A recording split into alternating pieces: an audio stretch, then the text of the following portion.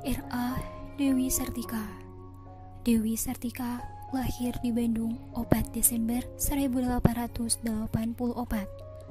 Pupus di Tasikmalaya 11 September 1847. Nyaeta tokoh anu ngarintis pendidikan ke kaum istri jeung merupakan salah sahiji tokoh pahlawan nasional.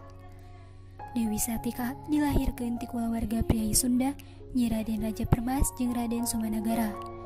Meski ngalanggar adat harita, ibu ramana keukeuh nyakolakeun Dewi Sartika ka sakola Walanda deui. Sapupus ramana, Dewi Sartika diasuh ku uwana lanceuk ibuna nu mangrupakeun patih ti Cicalengka.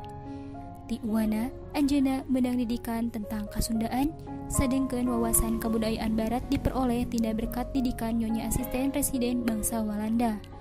Di tahun 1802, Dewi Sartika tos ngarintis sakola kanggo kaum istri. Di ruangan alit, di pipir bumi ibuna di Bandung.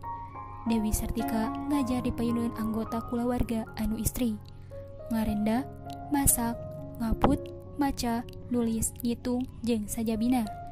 Ngajadikeun materi pengajaran harita. Sanggeus konsultasi jeung Bupati R.A. Martanegara dina 16 Januari 1804, Dewi Sartika buka sakola istri kahiji sa Hindia Walanda, guruna tilu urang nyaeta Dewi Sartika sareng dulurna Nyi Poerwa dan Nyi Oewid. Murid angkatan pertamana 20 urangan ngagunakeun ruangan pendopo Kabupaten Bandung.